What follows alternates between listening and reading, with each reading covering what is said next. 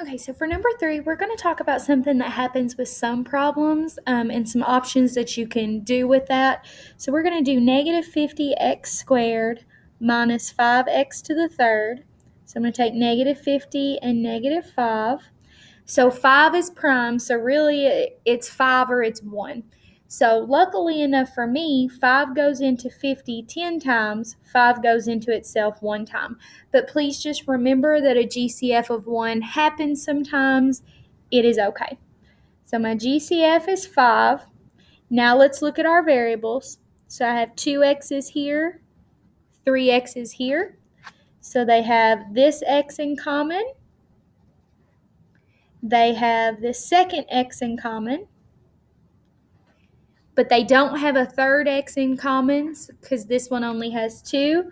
So my GCF is 5x squared, which is what's going to go out on the outside of the parentheses. It's what I'm going to be dividing out.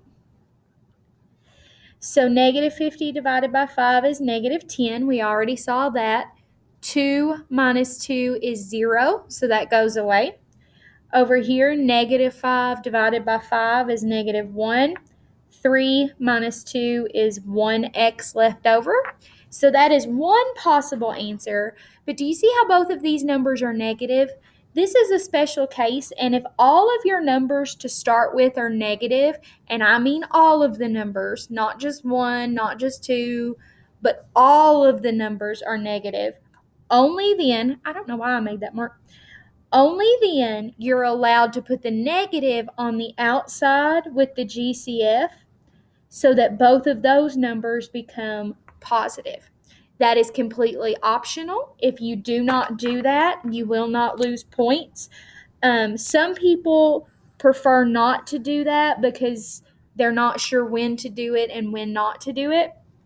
So I'm perfectly fine if you leave the negatives in the parentheses or if you pull the negative out to the start of the parentheses to make both of these positive. But don't get what I call negative happy and do it anytime you see a negative. It only works when all the numbers to start with are negative.